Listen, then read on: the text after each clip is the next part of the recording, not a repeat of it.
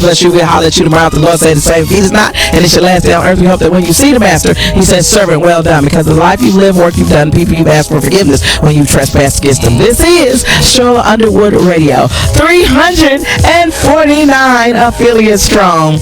With the reach of a bunch of people. Be blessed. Be easy. Long live Pop. Y'all can go ahead and cry now. I'm gonna show you niggas what to do with one of your beats, man.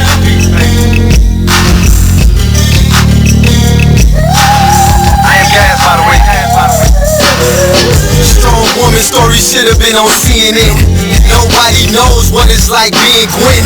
Windows closed in the house, it ain't no CNN. Can't gain weight for years, she been being thin. Single mother, no help from the system. When they was giving out food stamps, she missed them. Birth certificate, baby daddy, she couldn't list them. But her son was so beautiful when she kissed him. Blamed it on love, but nigga she could've died with. Destroyed the whole world, I found out she was a side chick. The nigga loved his wife, and it got hard to hide it. So when Gwen confronted him, he ain't even denied it. Her fault, depends on who you asking. She tried to be a stripper, but the tip out was taxing. Buying all the merch, trying to keep up with the fashion. And her mama hated baby sitting with a passion. She deserved better, better circumstances. A black queen, she should have been blessed with certain chances. Look down upon, getting all the hurting glances. Making men change up all the twerking stances. She never cried about the pain, only gritted her teeth.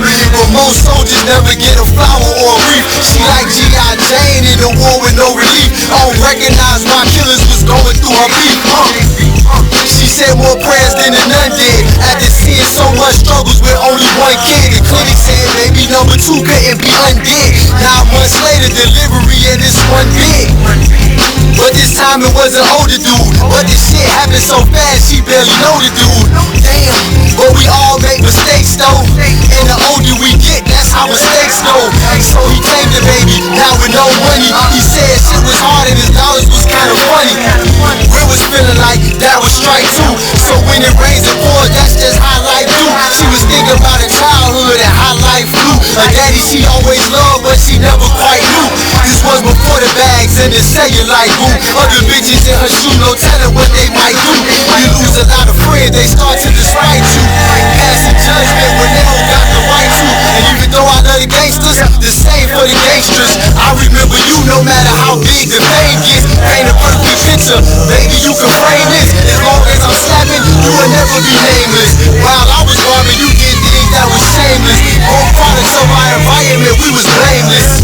They deserve better, those women who raised men. Who went out of town with us in that day's end. The ones we leave on the streets when them days in. Got snared right with us when the feds blaze in. Not only men is going through it on the wild turf, but the women too. Add that to the childbirth, kids raising kids, not knowing what a child hurt. How you walk in their shoes when every mouth hurt. Turn down a nigga, now you can't get respect from him. Think you should fuck just cause you got a check from him. It's bad, ask him where is his bag. You're listening to BeastMadeRadio.com. So what they done to you, they done to me, they done to us.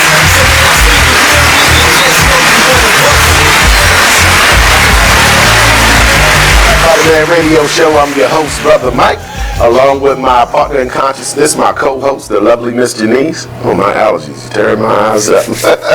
Anyway, we want to welcome you guys to today's show. And today's show is going to be a good one, because we are once again going to dive into the health realm and try to put forward some information that is going to help us as a people do better to avoid sickness and the number one thing that we die from, which is heart disease. So we are back in this book by Dr. Joel Furman called The End of Heart Disease. So we're going to go over some things in this. We're going to actually define what heart disease is. It may seem like everyone knows that, but everyone may not exactly know what heart disease is. But before we dive into that, the lovely Miss Janice, first of all, it's lovely to see you again. How was your weekend? Very good. Is it good? Very good. Nice, nice. My weekend was good too. No complaints. Well, you know what? I'm lying. I do have a complaint. This pollen is killing me. My eyes are watering right now. Itching. I threw my little Visine in. Like, the pollen count this year has been fairly high. Fairly high. Any allergies? No. No? Mm-mm. No? Okay. All right. Well, that's good. Lucky you, because I be having allergies, eyes itching, skin itching. But I try to avoid taking an allergy pill as long as I can within reasonable means. But what we got going on in current events? I'm ready for a few minutes of depression. I have no depression today. Oh, talk to me. You know what? I gotta get my bell. Get my bell. For depression. We already have so much going on. True that. Depression-wise, anyway. But True that. Oprah Winfrey surprised West High School in New Jersey, with $500,000 donation to an after-school program. Nice. The donation is in support of the school's principal, Akbar Cook Lights On program. Okay. This program gives the kids a safe place to gather on Friday nights for right now, while school is still, in session. But over the summer, it's going to run 3 days a week, and the kids will be able to play basketball, video games, shoot pool, and work on chairs until 11 p.m. Nice. We had something similar to that when I was younger. We called it Fun Night. Oh, okay. He also installed a laundry room at school for the for students. I guess they were being bullied for having dirty clothes or something, and they were missing class because of it. So he also installed a laundry room. Nice. Yeah, real nice. And it was nice to see Oprah donate the $500,000. It is. Do you think she's trying to redeem herself from previous situations she had? Didn't she have to pull out of a particular project that she was involved with? Did she? Yeah, I can't remember what the project was, but she pulled out of it because of some backlash she had got. So she might be trying to redeem herself. And if so, that's wonderful. You know what I mean? We need the help. If she, Absolutely. She can help out. So Right. even if they are trying to redeem themselves. Yeah, well, that's what life's all about. Life's all about redemption. Step up and do something. Brother, you redeeming yourself, with the Most High God, or you redeeming yourself with family, friends, and co-workers, Redemption is nice. Redemption is nice. So What else we got going on? well, okay. So Robert Smith, the billionaire investor, announced during his commencement speech at Morehouse College to at least pay, I think it was 396 graduates that he will pay off all of their student loans. I did see that one, because it's like $40 million. Yep. Something like that. That is about $40 million. Right. Wonderful. Now we starting to get somewhere. He also said in his speech, "Now I know my class will make sure they pay this forward. I want my class to look at these beautiful Morehouse brothers, and let's make sure every class has the same opportunity going forward, because we are enough to take care of our own community. We are enough to ensure we have all the opportunities of the American dream." I like that. I like that. That's a black by demand state of mind. We are enough to take care of our own communities. So of course that's the message we've been pushing for a long time through supporting black businesses. Yes. So for him to be a billionaire and to step forward and also announce that message, and not only that, but pay for the student loans, because I like the words that he used. He told the graduating class, "I'm going to put some fuel in your tank." Because when you graduate from college, you do kind of get out there with, you got a car with no gas in it. Right. Right. So, but you're in debt. Yes. So he's putting a little fuel in their tank. That he is. By paying their loans off. That's wonderful. Starting your life as an educated person with no debt. At least no debt from education. Wonderful, wonderful, wonderful. Now remember in 2017 when he signed the Giving Pledge, and that was a way to convince wealthy Americans to give away half their fortunes. And with Smith's worth, his worth is about what, $5 billion? Yeah. Yeah, they said $5 billion. So impressive. Yeah. So in signing the pledge, he said he was going to focus on causes that support equality for black Americans and their environment.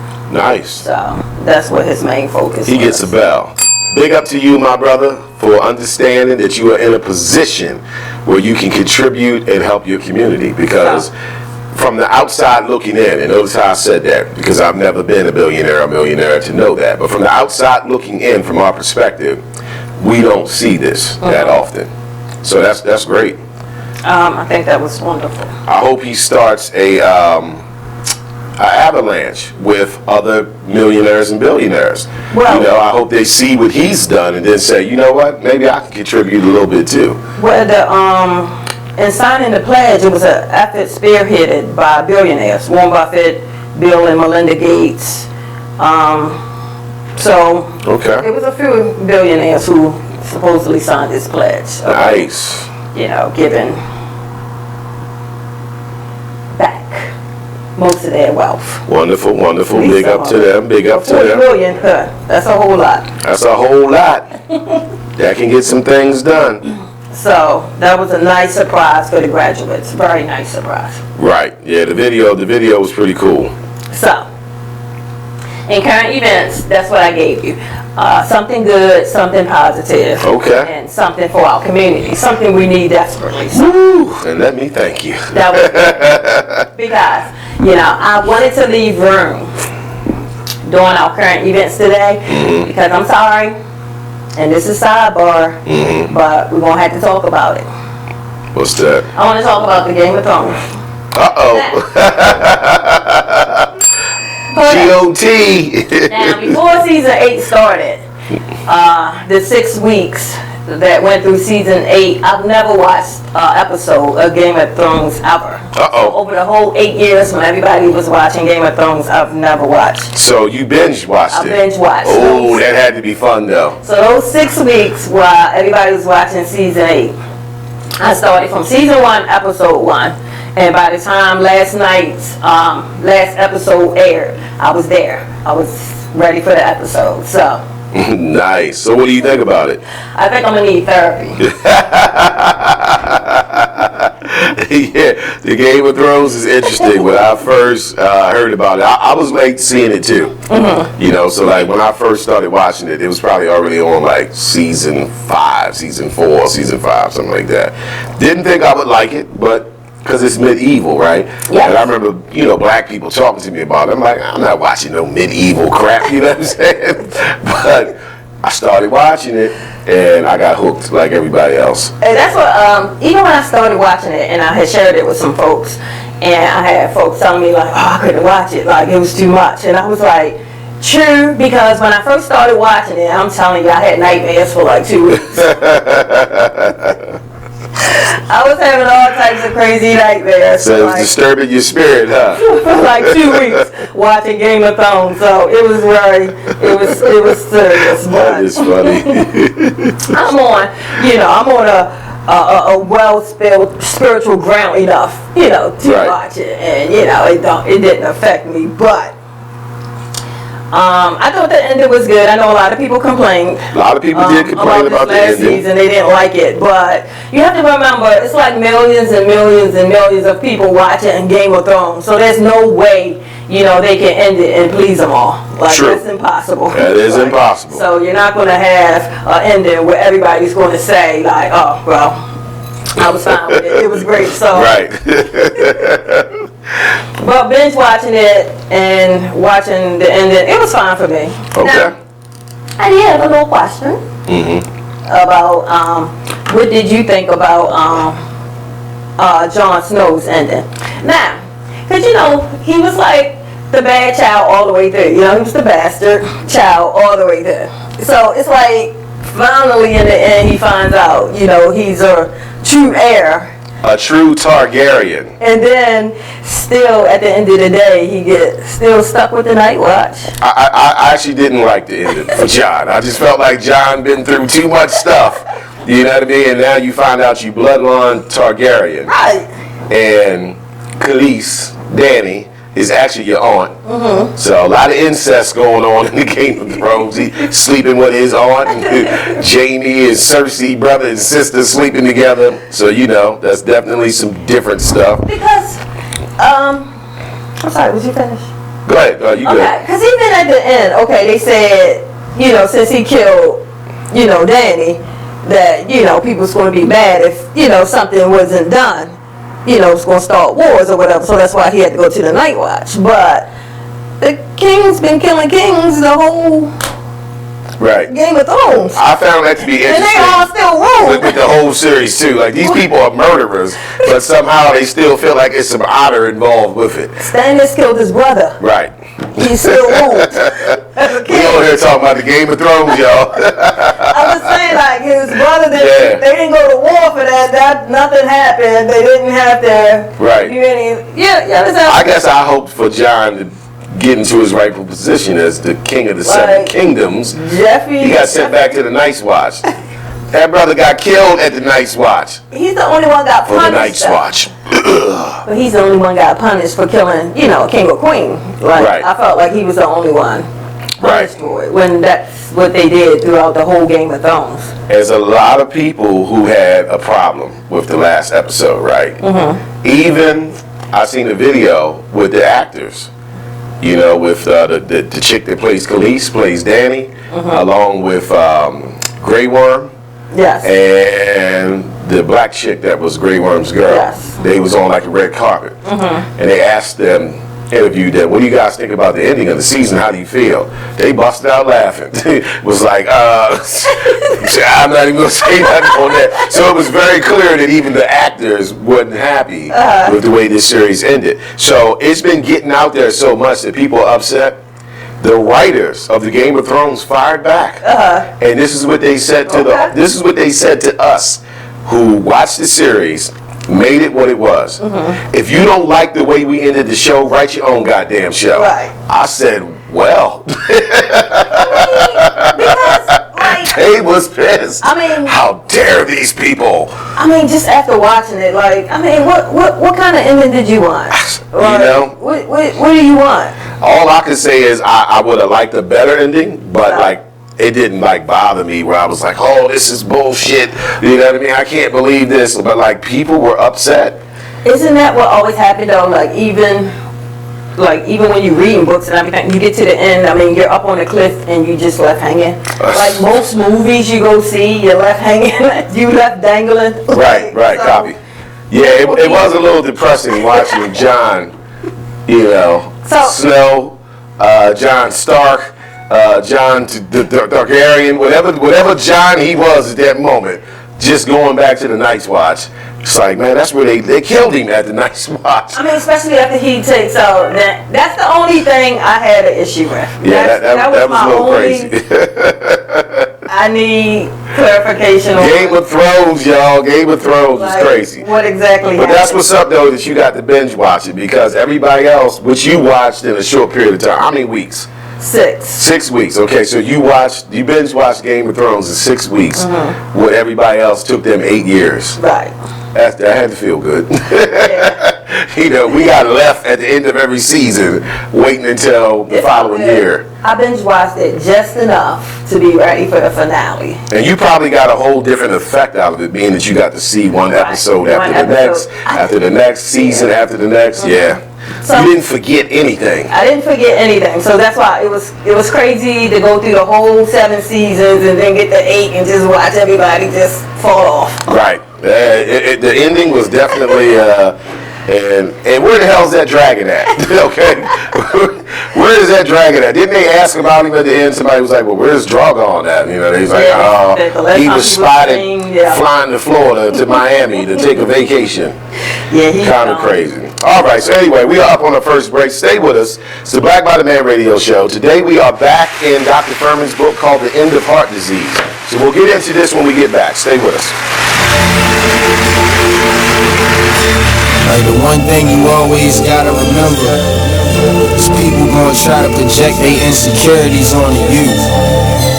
But you can't listen to what them niggas saying. You gotta get out here and do your shit regardless. You gonna do what you love for the rest of your life anyway. So why not turn that shit into something? This shit bigger than me, man. I'm good and all that, but you know what I mean? I ain't shit without y'all.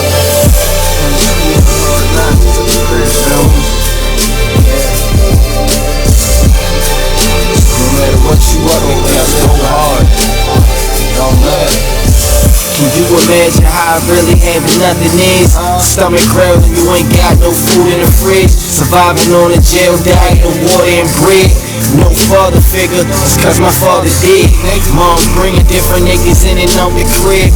No money, so you seen this less than all your friends. But it a joke because your mother was a crackhead. Older sister hoeing off, giving all her homies head. I could wait for your response, but they love to hear me talk, so I'll just wait for the applause. I always knew that I was great, I got them haters so appalled. I'ma make it out the darkness, and my word is my bond. Delivering these bars while I'm gripping on my balls. Jealous niggas hate to see you succeed, so fuck them all. I'm the master of my destiny, nigga, you not in charge. You either. It is with great pleasure that I welcome you to today's graduation ceremony. Students, when you hear the reason or reasons for your absences throughout the years, please exit the auditorium without your high school diploma. Once you're exited, remove your cap and gown and proceed into the unknown. Too tired. Family trip. Part-time job. Helping around the house. Sick day. Starting the holidays early.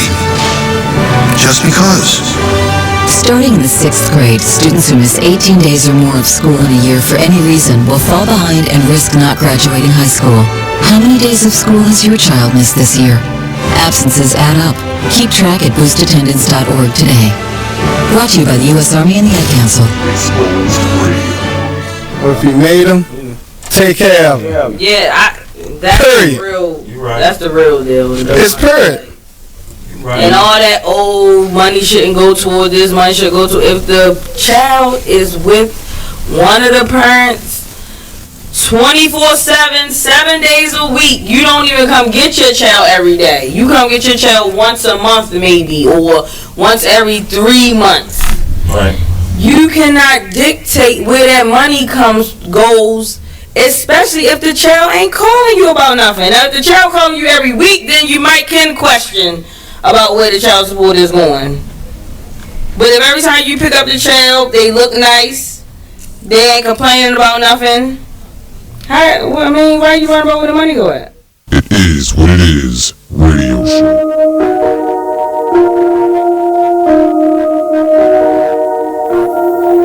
This is a Poverty ENT exclusive.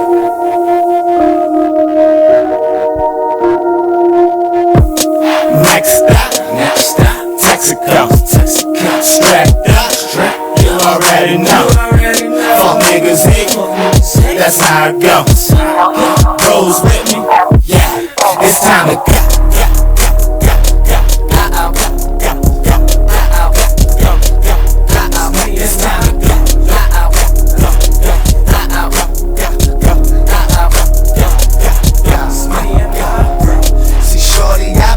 Since a little nigga, 2-time felon and I'm still with it.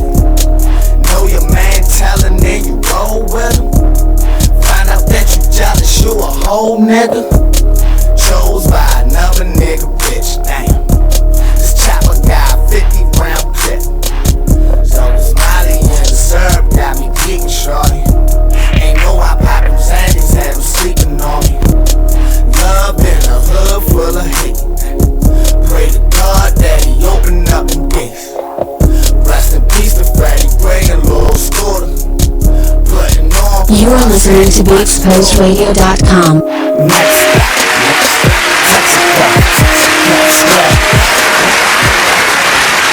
Back to the Black by Demand radio show. And today's topic is called The End of Heart Disease. Now, this is based on a book by Dr. Joe Furman. Hopefully you guys can see that. It's called The End of Heart Disease. So first I want to talk about why I want to get back into this book again.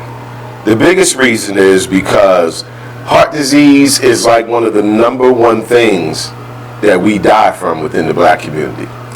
You know, and I want our community to understand that the information that the medical community is giving you is incorrect. Okay. Often. Very, very often. So this kind of hits home, and I feel like we have to spread this information so people are aware. We got this built-in trust factor for the medical community. But we shouldn't put a complete trust in it, because the medical community can only bring to you what they've learned through schooling. So the real issue is, are they being taught the proper things in their curriculum? And it has been proven by other doctors that they are not. You know, like most people are not aware that your average doctor, like a family physician or whatever, even an ER doctor, they do not take any educational courses on nutrition. Right? Yes. So it ain't that your doctor is always out to sabotage you. Some of them are not, some of them are. But the ones who are not, they simply are not aware of this information. So you could start looking into nutritional ways to cure yourself of diseases and educate your doctor. I have personally educated my doctor on certain things that he later went and looked up and agreed with me. Like, oh yeah, you know what, you're right, I looked into that. Right. Because it's not a part of their education. You know, and I have a black doctor, so I know he's not out to sabotage me, but certain things I would bring to his attention that I learned about, see if he knew about it. Sometimes he didn't know about it, you know.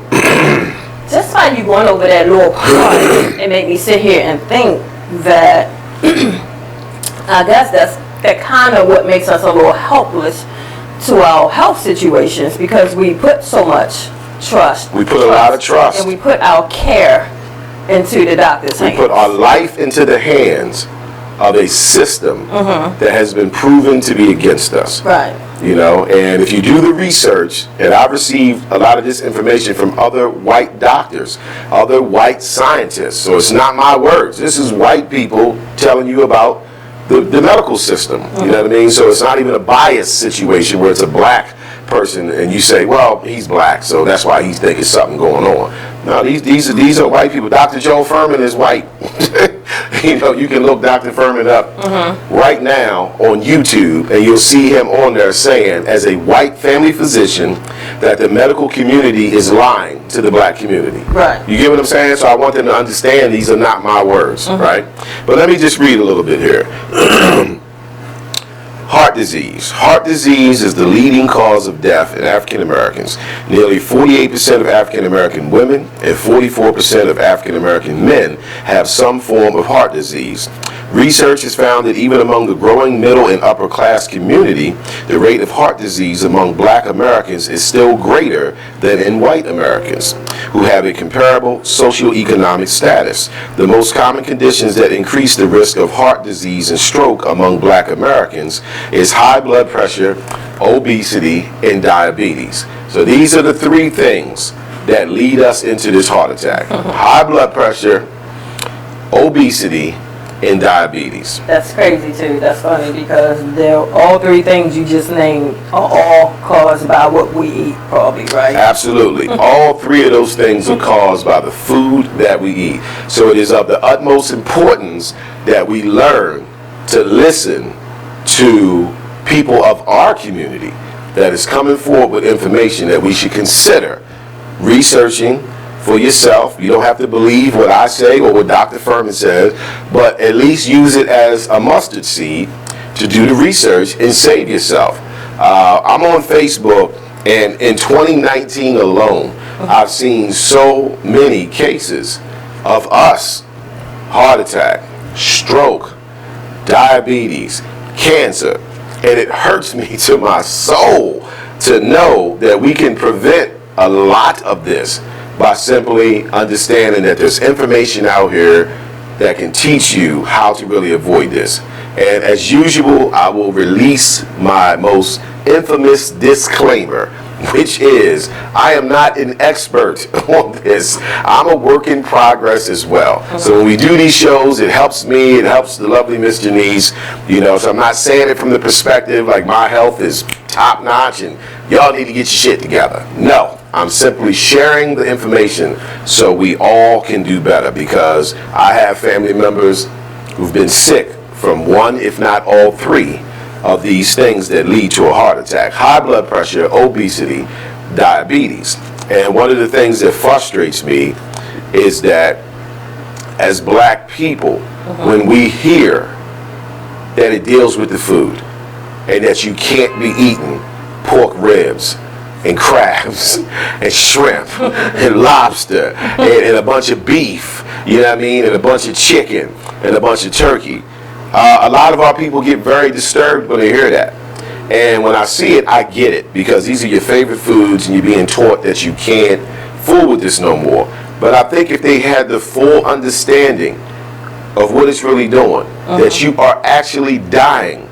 Okay, I don't care what the medical community is telling you. You are dying. This stuff is killing us. It's killing me. It's killing you. It's killing whoever indulges in it. You know, and I'm actually amazed that we have particular doctors out here, like Dr. Joel Furman or Dr. Sadie, who are trying to tell us it's the food. You know what I mean? You have to change the way you eat. If I had $1 for every black person that says to me, oh, I can't give up pork, I can't give up bacon, I'm from Maryland, I can't give up crabs.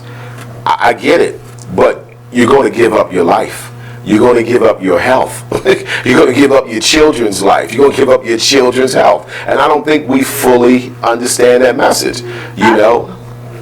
Go ahead. I think right now, like me personally, like I'm very grateful and very thankful that you've been doing, you know, a few of these shows like you have over the year. I appreciate that. Only because, like, we right now, we're so busy right now because everything right now is like dealing with money and other things that our mind isn't, you know, exactly on health right now. And then, like you said, with so many people dying from health disease and so many people not paying attention to what they eat, the fact that you continually bringing awareness to this, you know, it helps because it keeps it in front of us. Absolutely. So even though we're not paying attention to it, by hearing it like on your show, at least it, you know, bring awareness. Yeah, we're trying to reach people. You know what I mean? We're trying to get people to understand the reality of this. And like I said, no one has to take our word for it, but at a minimum, use it as a mustard seed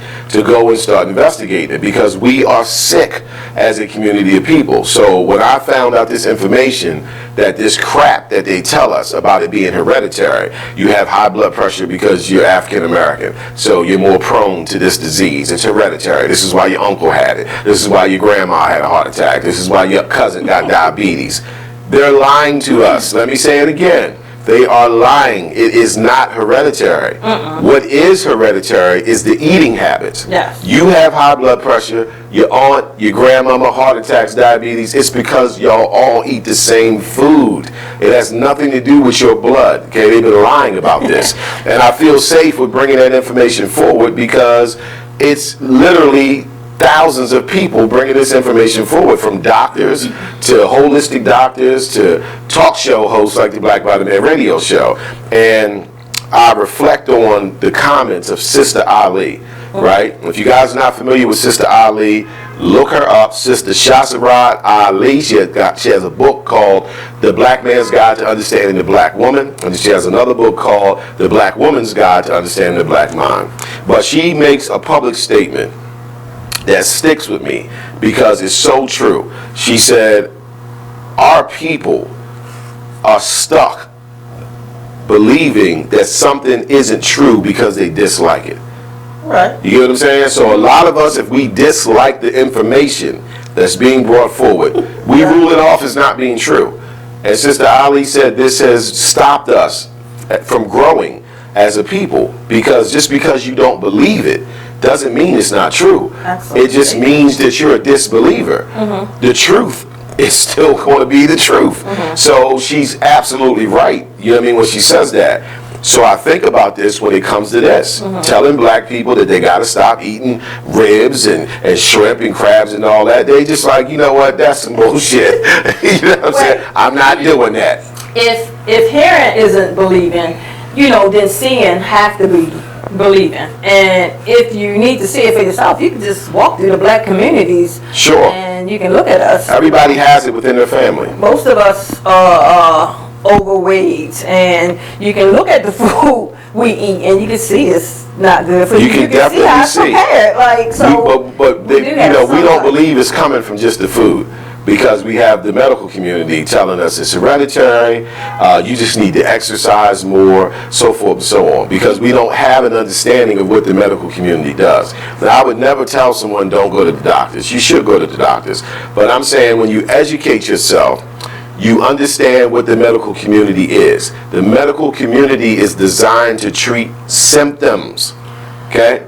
Not prevent disease and sickness. It's designed to to treat symptoms. So this is why when you go to the doctor, the first thing they say is, what are your symptoms? That's what they're going to treat. They're not going to tell you what to do to prevent from getting sick. They'll throw a little few hints, maybe not eat as many hamburgers anymore. They'll say little stuff like that, but they're not going to tell you, you're diabetic, you have heart disease, you have cancer, you have kidney disease, you had a stroke because you keep eating pork, beef, chicken, shrimp, crabs. All these things are killing us. And it disturbs me how much we are so against it. Right. We would rather get sick. So I have a question. Even like you said, when the doctors say it's hereditary. So you didn't see the cancer until, a person was 47, but you didn't see it 20 years ago where it could have been helped. If it's hereditary, Absolutely. Why isn't it seen until a person is 47 or 50? Absolutely. And even better, if it's hereditary, why didn't he see it as a baby? Right. Right? So, because it's not hereditary. What is hereditary is the eating habits. And as all the doctors will explain to you, when you reach a level where you have symptoms, the disease has already been in you for 10 years or more. That's why you're now having symptoms. We tend to think that once we start getting sick, like, oh, this just happened in the past 2 weeks, because I wasn't eating right. I didn't drink enough water. I wasn't taking care of myself, right? Yes. But they don't understand that's not true, not according to the medical community. If once it reaches a point where you're having symptoms, where you actually have a stroke, or you actually have blood pressure high enough where they got to put you on medication, you've been sick for a while. And I'll tell you something else that Dr. Furman says. And again, I'm not trying to offend anyone when I say this. These are not my words. These are the words of a medical doctor. And he happens to be one of the leading men on helping people cure themselves naturally of diseases and prevent it. So Dr. Furman says there's no such thing as a healthy, overweight person. He said, I don't care what they're telling you. I don't care what the doctors tell you. He said, if you are overweight, you are not healthy. And you're not going to realize that they're lying to you until you get symptoms and end up with a serious sickness. And that's just so straightforward, but it does make sense. It makes sense. He was like, people actually think they're healthy while they're overweight just because they can go to the gym, just because they do walk on the treadmill for 4 miles, 5 miles, whatever. He said, it doesn't matter. You're still unhealthy. And if you don't change it, you're going to find that out. Well, still, but Mike said, I find it funny because even, when you get to the point of being sick, if, what you eat and food, if it didn't play a big part in it, then when you see the doctor, the first thing they are telling you wouldn't be you're going to have to change the way you eat. Right. And they never tell you that. Until you get sick. That's right. Well, they really don't even tell you that when you get sick. When you're about to die, that's when they tell you. Because even I don't think they tell you then, but like even when you get cancer and you go in for treatment, one of the biggest first things they do is change your diet.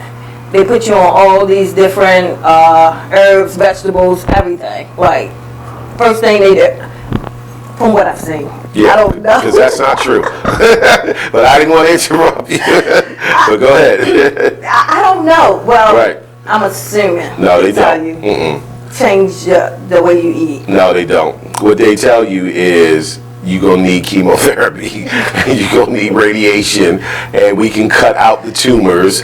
And they approach cancer from a reductionistic approach. But cancer is a holistic disease. So when I say reductionistic, what I mean is they're going to tell you they're going to cut the cancer out. See, that's reductionistic. You're going to cut something out, and then we're going to give you these pills, and you're going to feel okay. But what I'm saying is cancer is holistic. It's the whole body. Yes. The tumor is just a result of a pile of cancer cells in that area that have really concentrated themselves to where they grew a tumor. So in order to approach it holistically, you have to change the way you eat completely. You have to do what's known as a nutritarian diet or even a vegan diet, something of that nature. So they're lying to us about a lot of different things. And I just want us to wake up to the reality that we can change a lot of these circumstances. You get what I'm saying? Yeah. Let me go back and read this first part, because Okay. this one touches home with me too.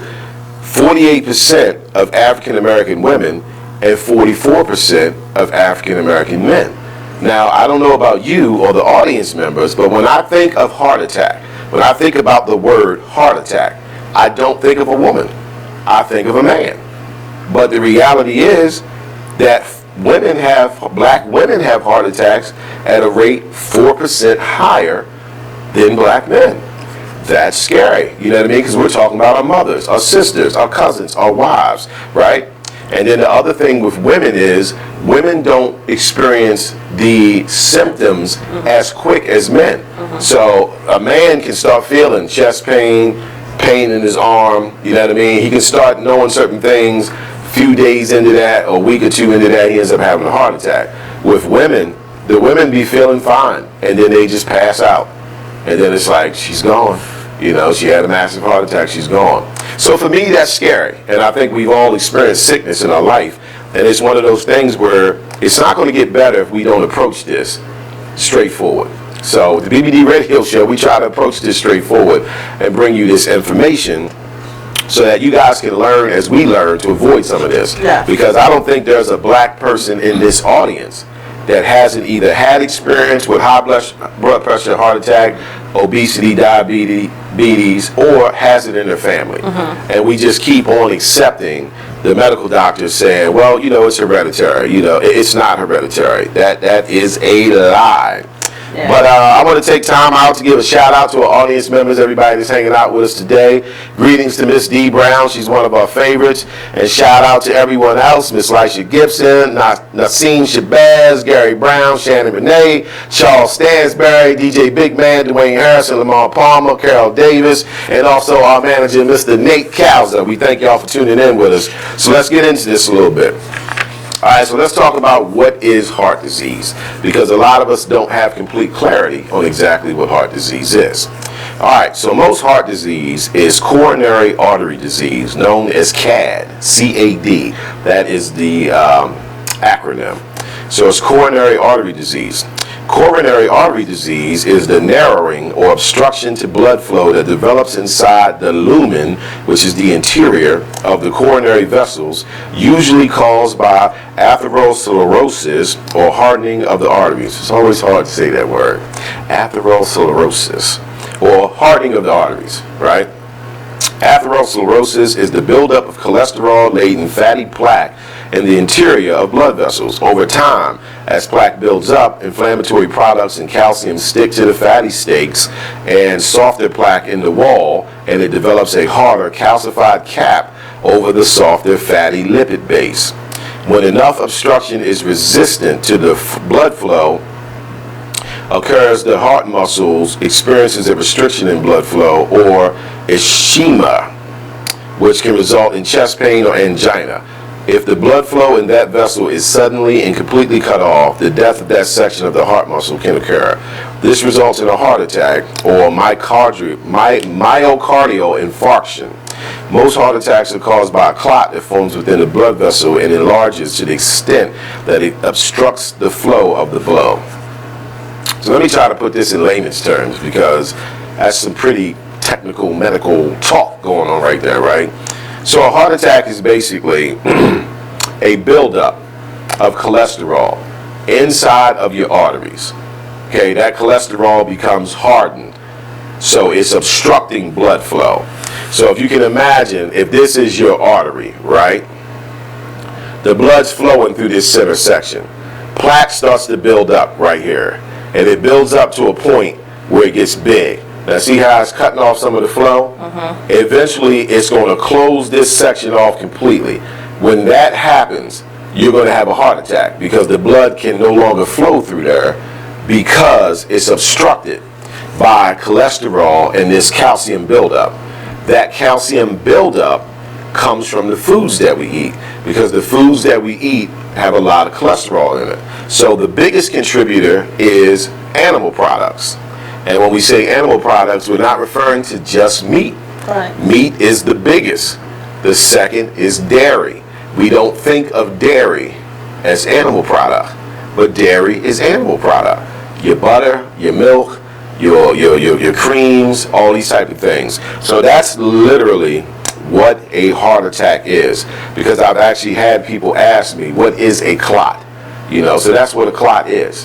You know, and especially if that plaque begins to, say, damage the inside of the blood vessel, right? Let's say it puts a little cut inside of it, right? Just like a cut on your skin, the platelets are going to come to form a clot to stop that vessel from bleeding on the inside. See where I'm coming from? So imagine having a scab that you would get on your skin inside one of your vessels in your heart, and that's going to restrict blood flow. That restriction of the blood flow is going to cause a heart attack, and this is what most of us die from. We die from these particular sicknesses: heart attack, diabetes, cancer, and it comes from high blood pressure, obesity, and lack of exercise, and not being educated on the foods to eat. So I don't want us to keep on looking at when someone says you got to stop eating pork, you got to stop eating beef, you got to stop eating chicken, you got to stop eating turkey. We get very offended by that, but it's what's going to save your life. You know, like, you are not going to be healthy if you continue to eat the same way that most of us eat, and that's based off of the standard American diet. Right. The acronym for it is SAD. That is not a coincidence. It's not a coincidence that the standard American diet acronym is SAD. Now, Dr. Furman likes to call it the deadly American diet. So his acronym is DAD. You know, but he's like, it's beyond sad. You know what I mean? It's literally deadly. So it's literally killing us. And I want us to learn how we can avoid this. You know what I mean? Like, I try to practice it. I'm definitely not an expert, but I have gotten myself healthier over the years. I'm going to continue to evolve with this and grow with this so I don't end up sick. And more importantly is our children. We are not aware that we are poisoning our children because we're just going with the flow, with what we was taught. You know, so we feed them a bunch of meat, lunch meats, you know, turkey, chicken, pork ribs, beef ribs, fried chicken, right? All these things are killing us, you know what I mean? And I don't think it's a lot of us that is aware of that. It's sad and it's deadly. Because even though it's food addiction, still, it's not just like one addiction. It's still, you have the sugar part of it, you have the dairy part of it, absolutely, you have the meat part of it. So even though it's, you put it all as food addiction, it's still so many. It's a lot to learn. Types of food, because even when you feel as though you get one thing under control, now it's like you have to work on another thing, and then after that, there's another thing. Very true. The list goes on and on and on. So even when you go to change your diet, it's a little easier and different if you just go to change one thing. You know, like when you have an addiction, like say some people have an alcohol addiction, they're getting help for their alcohol addiction.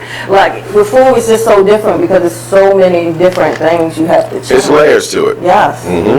So that's why it's been a struggle for a lot of folks. It's layers to it, and you have to educate yourself. It's just like anything else. You're going to have to keep having it banged into your ear. Whether you keep watching the BBD radio show over and over where we're talking about it, or you're reading books that talk about it, or you're on YouTube looking up doctors that talk about it, because the addiction that we have to these foods, that's how we became addicted. They put it in our face everywhere we go. So whether we're at a family event and it's fried chicken, ribs, and crabs and all that, or we're out and about and we want to find something to eat, and they offering you cheese steaks, fast food, you know, so it's in our face constantly, and that's why we become so addicted. So we have to do that in reverse with learning information. We have to constantly keep feeding ourselves information about getting healthy, and it is layers to it. You know what I mean? Like you said, you have the elimination of meat. You're going to learn about meat and cut back on that, and that's going to help tremendously. Then you got to learn about dairy, right? If you master dairy, then from dairy you want to move on to salt and sugar. Okay, the two deadly forms of poison that we all have in our home. Sugar is more addictive than cocaine. Let me say that again. Sugar is more addictive than cocaine. We don't know this because we feed ourselves sugar every day. Now, I've had personal experience where I've had days where this was a good eating day for me, where I had a smoothie in the morning, and then I had a super salad for lunch with the proper dressing, right? Homemade dressing. And then I got hungry for a snack, and I ate another salad, another super salad, another bowl of it. By the time the afternoon hits, my craving to have like a donut or Oreo cookie or, something sweet, like it's high. You know what I mean? I'm just like, man, I want something sweet so bad. And that's because I'm so addicted to sugar. You get what I mean? Like, we're so addicted to sugar. So it's definitely layers to it. Right. But it's better to get started with it than to not. If we keep ignoring it, we're just going to keep getting sick. And it hurts me to my heart. I'll give a personal confession. It hurts me to my heart when I see on Facebook people I've grown up with, family, friends, or whatever, and everybody keeps getting sick.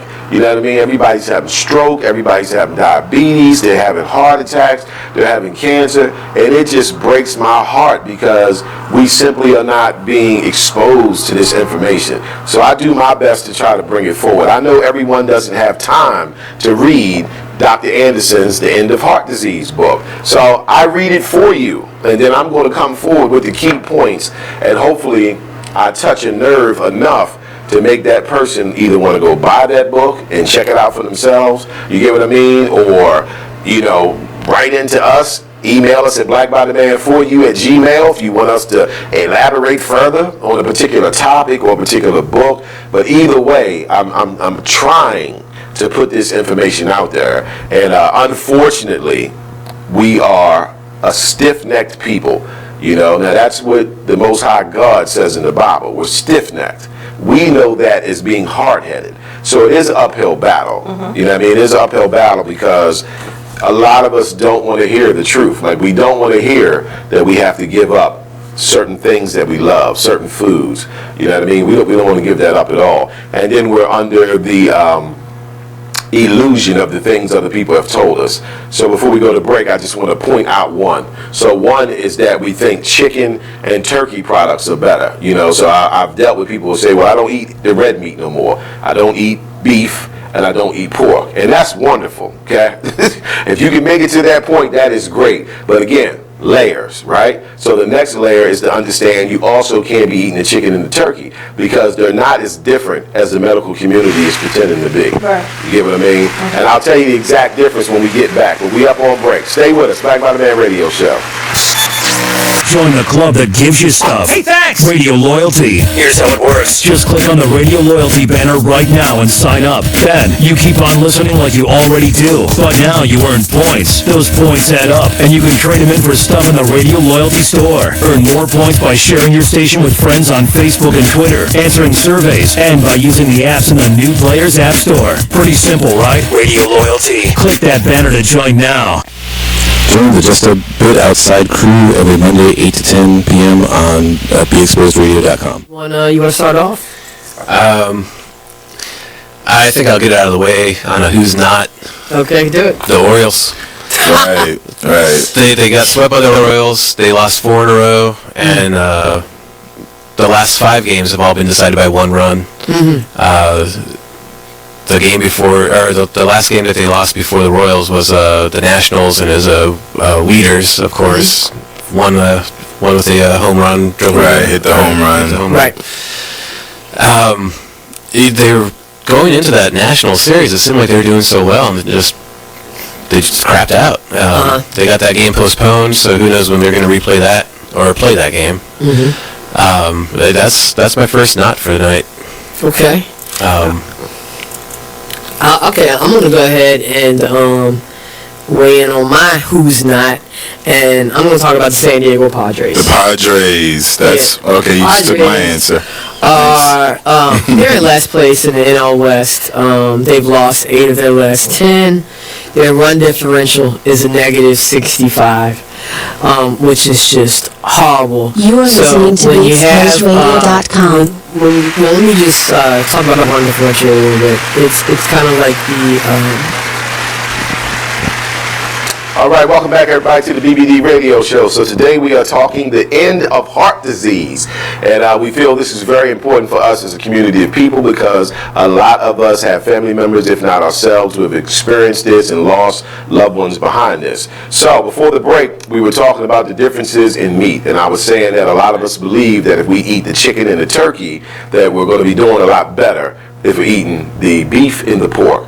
So I want it to be known that if you did stop eating beef and pork, that is great. Right. But I would be doing you a dishonor if I didn't tell you the truth that that is just the beginning. You also have to fall back off the chicken and turkey. And here's why. If you watch the documentary on Netflix called What the Health, the doctors explain the difference between the white meat and the red meat. And what they said is, beef and pork is roughly, and I may have the numbers a little off, but they basically said beef and pork is roughly 89 grams of cholesterol, per pound or whatever, right? Mm-hmm. And that chicken and turkey is 84. Okay. They were like, so you're just making a decision if you want to be hung or if you want to be shot in the head. But they're both going to kill you, just in different manners. You know what I mean? And I didn't know that, you know what I mean? So I just felt that was very valuable information. I think that's part of the layers. As you peeling stuff back and you just going with something different that you think is better. Mm-hmm. That's just like when you cut out, when you cut out meats and dairy, then you feel like you have to probably go more hard with sugar because now you're trying to still find something that's going to please your taste buds. So something that's still pleasing, so you still get yourself caught up because now you're about to binge on the sugar. Mm-hmm. So, and your taste buds will change. Mm-hmm. They will adapt. I have experienced before where I did healthy for an extended period of time, and then the first time I ate an Oreo cookie, it was disgusting to me. Mm-hmm. I'm not in that phase no more. Oreo cookies taste good to me again, but I'm trying to get back to that. You get what I mean? Right. Because the only sugar intake that I was taking in was from fruits, and that's the only sugar intake we're supposed to take in. I didn't know that sugar was so deadly. I think we're all kind of familiar with salt being deadly. Salt is a big contributor to high blood pressure, but sugar is just as bad as salt, and sugar is more addictive than salt. Sugar taps into the same sensors in your brain as cocaine. Mm-hmm. Cheese, dairy taps into the same sensors in your brain as heroin. So we are addicted to sugar and dairy the same way a person on drugs will be addicted to heroin and cocaine. We're just not aware of it because it's coming through us as food, and it's just a normal intake. But we don't understand that every time someone offers us cheese on something, we say yes. We don't know that's because we're addicted to it. We think we just want to taste some cheese, right? But really your brain is saying you better get that. You want cheese, yeah, you better mayo, get that. Salt, and pepper. Yes, you better get that. Oh, all right, so earlier we stated that the things that lead to the heart attack are high blood pressure, obesity, and diabetes. So of those three, I want to talk about high blood pressure because that's very common, right? Yes. And as far as obesity and diabetes, if you get your high blood pressure under control by changing the way you eat and eating healthier, right? Your obesity and diabetes disappears with it. They've already proven that. Someone could be completely diabetic, right? And then have, say, a minor heart attack. And in the process, they go inside the artery, put the balloon in there, open up the artery, clear out the plaque.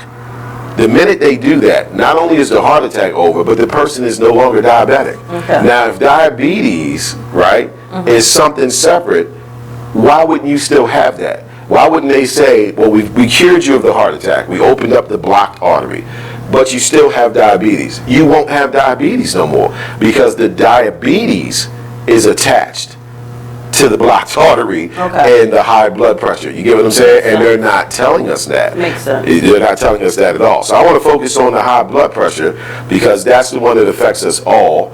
And we take these pills and we're not aware that these pills are poison. The pills do not cure high blood pressure. What the pill is a pass for you to continue to eat the way you want to eat and get sicker It's going to kind of prolong it a little bit, but it's also going to bring you some awesome side effects and weaken your heart muscle and things of that nature. So when you see it from the proper perspective, your doctor isn't really helping you. He's giving you something to help you stay eating unhealthy. Keep on eating what you eat. Take these pills, right? Take one of these. Take 2 of these every morning. And, you know, maybe instead of eating 5 hamburgers, just eat 4, right? So he's still letting you get sick. He's still, because he knows that those pills are not going to cure you. And he also knows that those pills are going to bring other ailments. So before you know it, you start dealing with another ailment. And then you tell him about that ailment. And then he says, yeah, in some patients, that could be a side effect of taking this particular pill. So here, take this other pill. You know what I mean? To help out with the side effects of the other pill, right? Yeah, that's kind of a sick way to treat a sick person, right? It is. So you're not actually going to be, so I'm treating you, so you're not actually going to be healed or cured. Not at all. So this is something that I'm giving you to take for the rest of your life so you can eat the way you want the rest of it. That's kind of sick. It's like saying you have a broke leg, and I'm not going to fix your broke leg. I'm going to give you some pain pills to help deal with the pain of your broke leg. But when you take those pain pills, it's going to break one of your fingers. Do you get what I'm saying? And that's what they keep doing. So then you come back for that broke finger, and they give you some other pain pills, but those pain pills is now going to give you a cracked rib.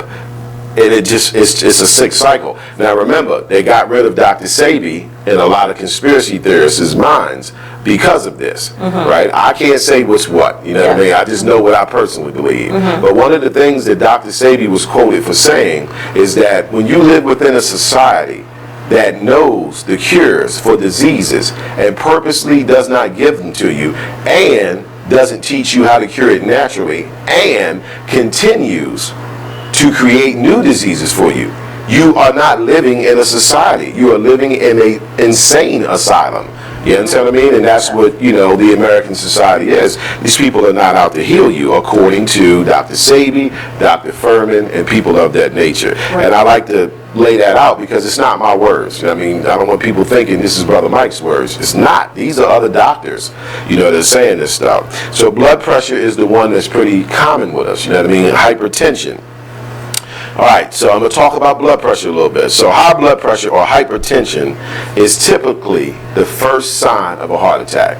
So if you have high blood pressure, the doctor is not telling you that that is the first sign of a heart attack. Even if you don't have that heart attack for the next 15 years, the doctor knows that it's coming if you don't start doing better. And he's not going to tell you how to do better. He's going to give you pills to deal with the high blood pressure. All right, so high blood pressure is a strong risk factor for developing heart disease and kidney failure, strokes, and death. Letting your blood pressure run high dangerously is not wise. Hypertension is often called the silent killer because it usually has no symptoms until the body is already damaged and deadly heart attacks or strokes occur. All right, so let's stop right there. The silent killer. I think a lot of us have heard that before.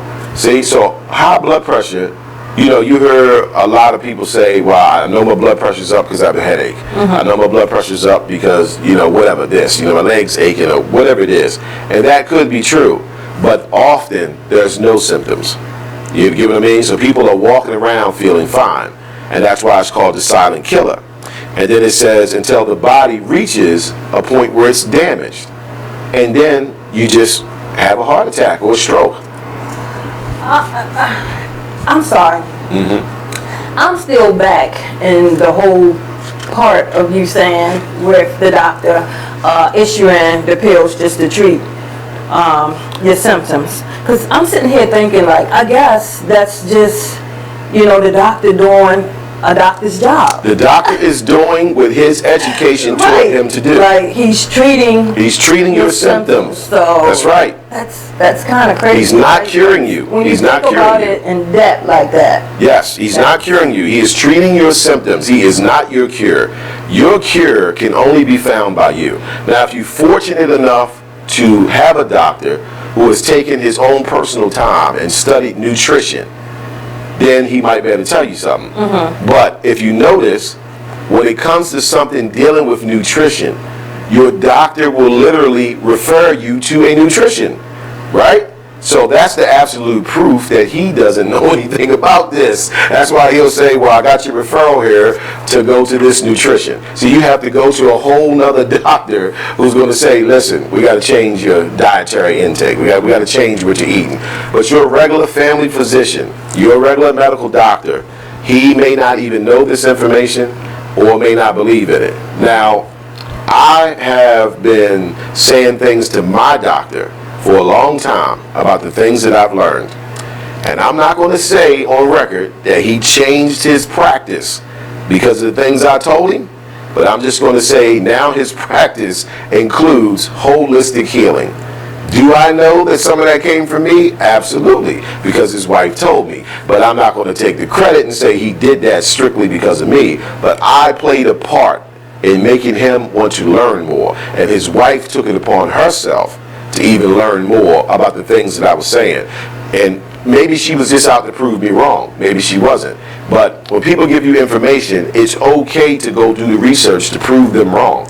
Because if they're really right, you're just going to find that out. You're going to set out to prove them wrong, and you're going to end up proving them right.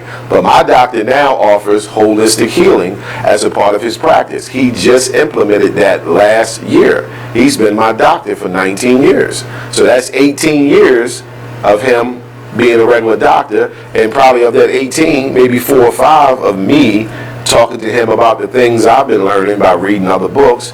And even when I would talk to him, I would say, I'm not trying to offend you, but are you familiar with Dr. Joel Furman? Are you familiar with Dr. Sabi? Because I want to respect his education and his medical expertise. You know, I don't want to come in and be like, let me tell you what this doctor said. So I try to respect it, and I think he picked up on that and realized, okay, well, maybe I'll look into it, Mike. You know, so I'm just saying. This show right here, as I'm sitting here doing this show today, like, this show has changed my whole perspective. I guess sitting in on all the other shows that we did, like you take bits and pieces of information from all the shows.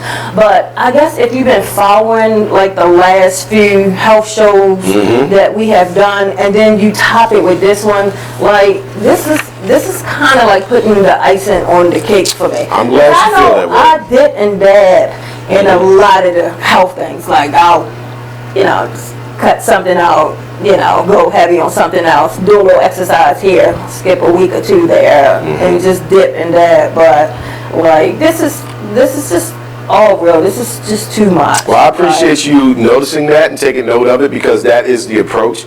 Notice I keep doing different health shows, but they all have the same thread about the food being the main cure for everything that we need to get done to rid ourselves of sickness, so forth and so on. So I'm hoping those bits and pieces stick with other people like they have with you, and then they'll go buy that book or get on YouTube and research other people who are experts in what I'm bringing forward, because I'm bringing forth the experts' information, not my information. So it really, it really helps to bring this information forward, because like I said, it wasn't even until like this show, like my whole perspective just sat here and went left. I'm just sitting here like seriously. I'll read a comment here. So Miss D. Brown says, we have to be our own advocate for medication, holistic medications, and healthy lifestyles the way to go. Thank you, Brother Mike, for waking up our people as you grow in knowledge. Thank you, Miss Brown. Thank you for taking notice that the brother is trying. I'm trying to put forth my effort. I feel like, like we all feel that God has given us a gift. So I feel at a minimum, one of my gifts is speech, and I'm into learning. So I try to use that to benefit us. That way, the Most High God didn't look at me when my time comes and say, Mike, I gave you a voice and I gave you a brain that loved learning, and you didn't share it with nobody. So I can't let that happen, Miss Brown. So thank you for taking note of that. Today, I'm really going to go in wholeheartedly with this. I'm really going to be we really have to, especially if you're of a certain age. Like, I have been serious about it, but I haven't, been giving it my all. But today, something really dawned on me. Like, I'm gonna stop playing games. All right, we're going to get real serious after this show. All right, so let's talk about the three main causes of high blood pressure. Okay. All right, atherosclerosis, which is stiffening of and narrowed blood vessels. Okay, so that's the plaque in your blood vessels that actually causes the heart attack. I've had conversations with people before where they would say to me,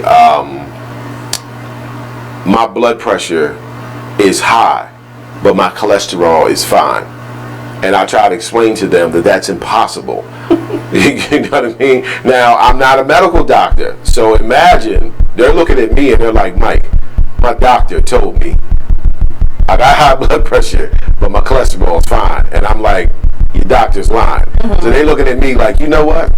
You have a good day. You know what I mean? Like, you gonna tell me my doctor's lying? Yeah, your doctor's lying. Because high blood pressure is a direct result of high cholesterol.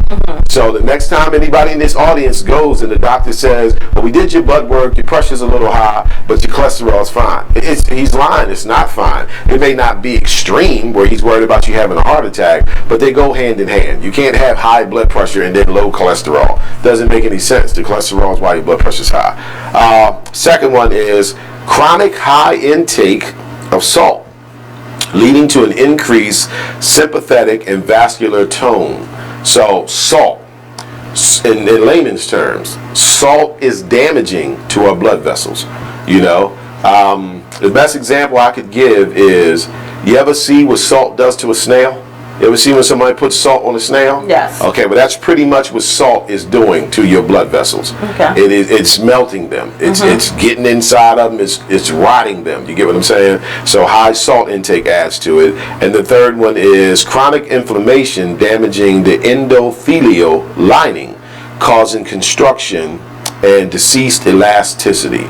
So what that basically means is, because the plaque buildup is there, along with salt that's irritating the lining as well, just like anything else on your body, when it gets damaged, it becomes inflamed.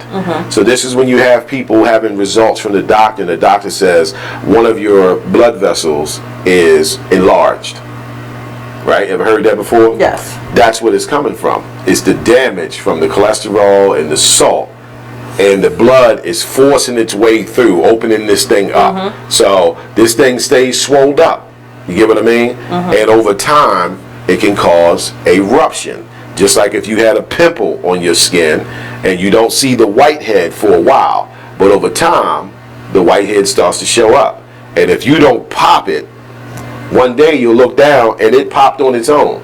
You'll be like, oh, I didn't even know that pimple on my arm popped. I didn't even feel it. That's exactly what our blood vessels do. They end up popping. And any area of the heart that gets damaged does not revitalize itself.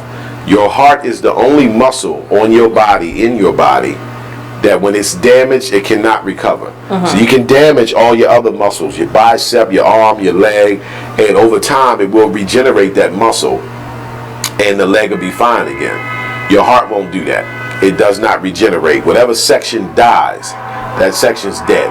And this is why people have to get pacemakers and things like that. Something that's going to stimulate that heart into beating in that particular section, of receiving the rhythm of the beating of the heart, because it's not going to do it on its own. So high blood pressure is the biggest one. This is why I encourage people, do not concern yourself with losing weight. See, that's another thing that the medical community has us focus on. Most people want to lose weight. And losing weight is the least of your worries. Because if you cure yourself by eating nutritionally, like a nutritarian diet, right, the weight falls off on its own. Right. In the words of Dr. Joel Furman, your body knows how much it wants to weigh. You don't have to pick a number. If you just start treating your body better and feeding it the proper foods, the body will reduce the weight down to the level that it wants to be at.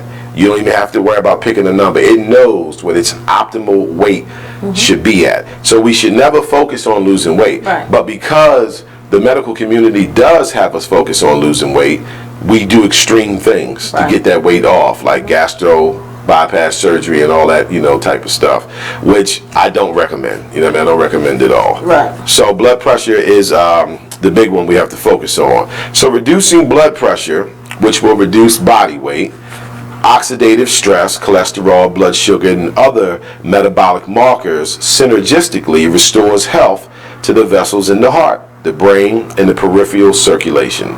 The dramatic effects seen from a reduction in blood pressure parallels the benefits seen for lowering cholesterol. Now see how they tie that together? Now I didn't know it was going to say that, but that supports what I just said. They go hand in hand.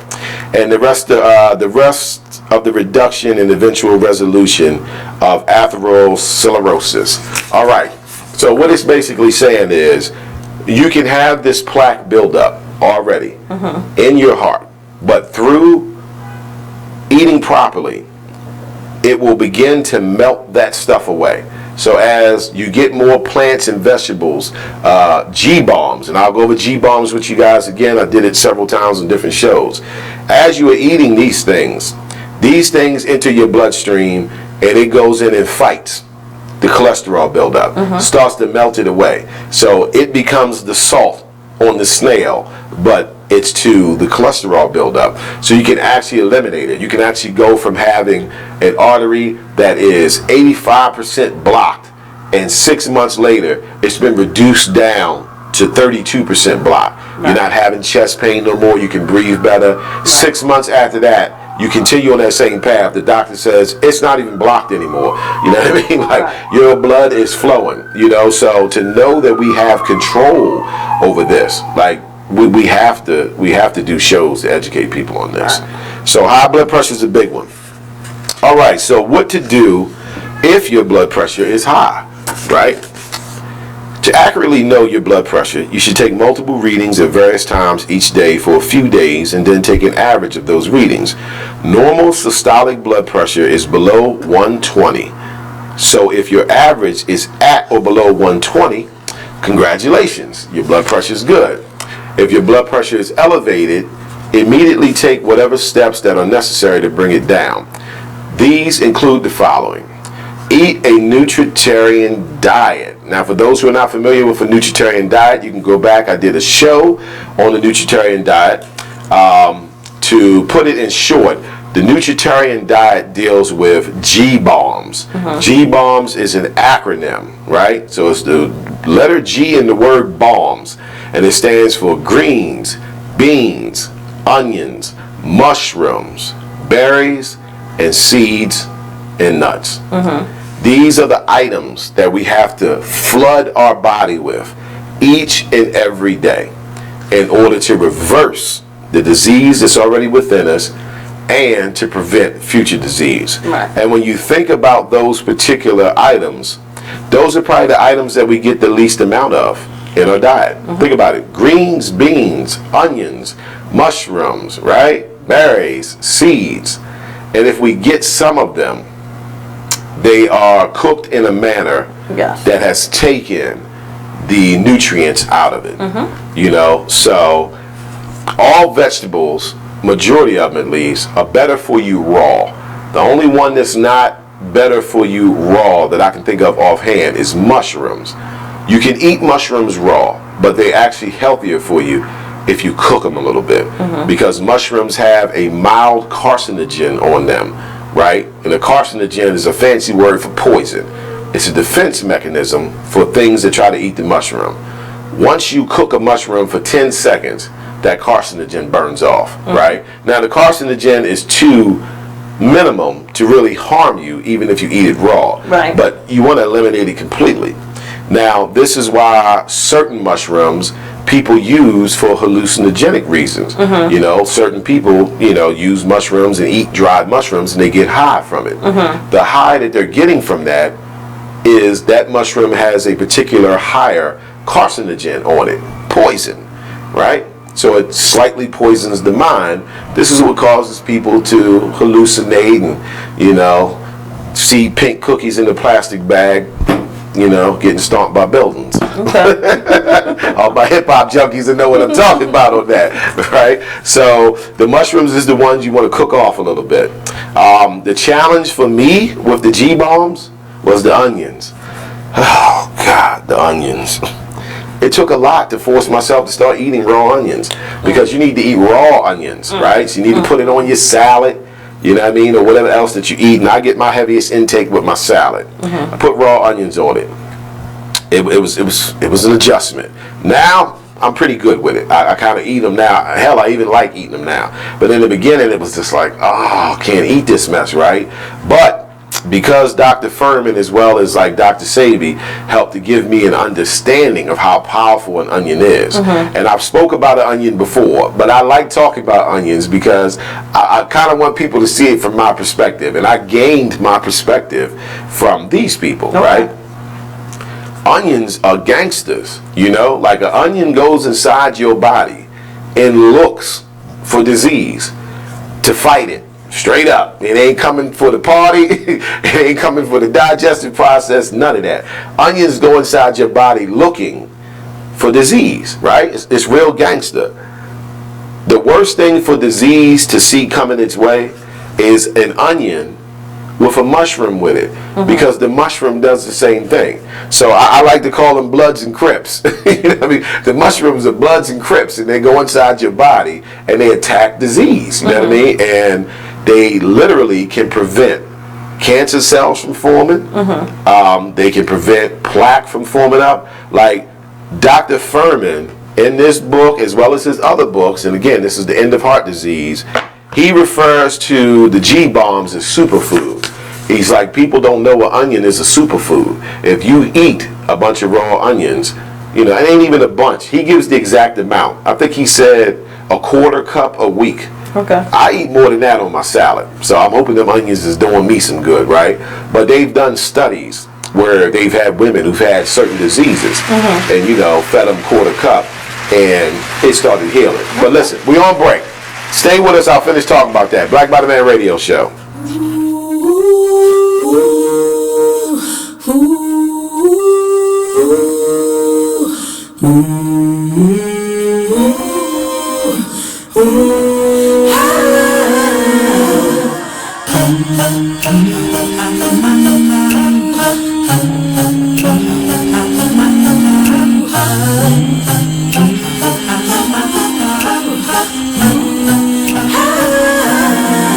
You're like an internal bleeder. Can't see your pain, but it can silently kill ya. So deeply wounded, but don't say a thing. Too afraid of what the people may say or think. So you just sit there and you suffer in silence. Your pride won't let you just uncover your secret. Don't wanna look weak in your image, it ain't worth losing. So you just act as if it's nothing happening.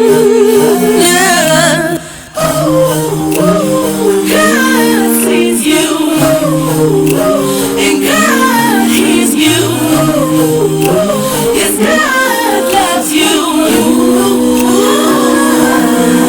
You're like an internal bleeder. Can't see your pain, but it can silently kill ya. Suicidal, depressed, but you won't say a thing. Too afraid of what the people may say or think. You feel alone even though the people surround you. Popping pills every night even though you know they can't solve it. The emotional pain, it just seems way too heavy. Your mind is racing, wanna scream, somebody help me. God sees you, and God hears you. Yes, God loves you. These type of people sit right under our noses. We don't find out till we're on IG scrolling. We post a few memes, but then it keeps on happening. Something's gotta change, we gotta start talking and telling the truth without the fear of judgment. Gotta come together and really start loving and heal these people cause they slowly dying.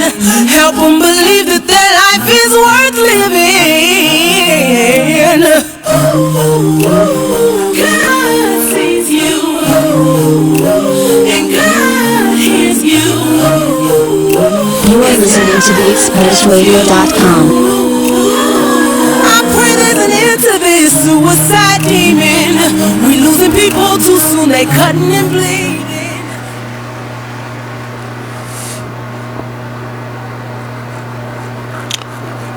right. All right, welcome back, everybody, to the BBD Radio Show. I was getting some things straight on my paper here. So in case you wasn't with us, we are talking the end of heart disease today. So we were going over ways to eliminate high blood pressure, with high blood pressure being the first symptom of a heart attack. So we was talking about the G-bombs, and I was going to explain more about onions. Okay. So yeah, so the onions are pretty gangster. They go inside the body, they fight everything. They fight cancer, they fight viruses, they fight bacteria. I did not know that, right?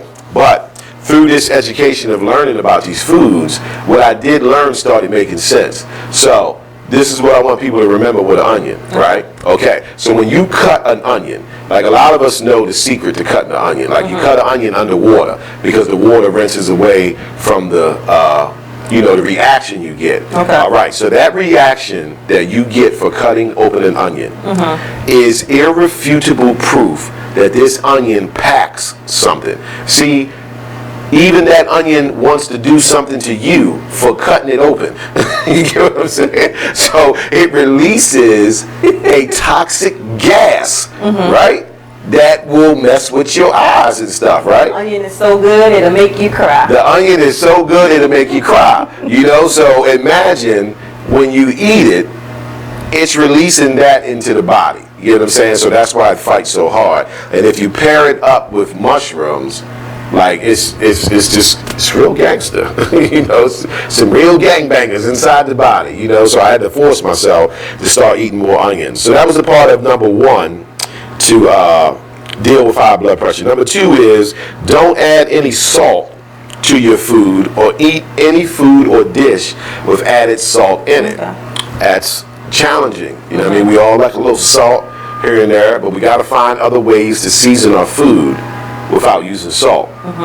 I pretty much thought that was impossible when I got into this years ago, but it's not. You know what I mean? Because there are things out there. Off the top of my head, the easy one is Mrs. Dash. Mrs. Dash is no salt. It's just a combination of herbs and spices. And Mrs. Dash can give you pretty good flavor. And now they got different flavor, like Mrs. Dash garlic and Mrs. Dash this, But you want to get some type of seasoning that doesn't have salt in it and avoid using salt altogether. Right. Now, this is such a challenge, right, that I literally had to remove salt from the house.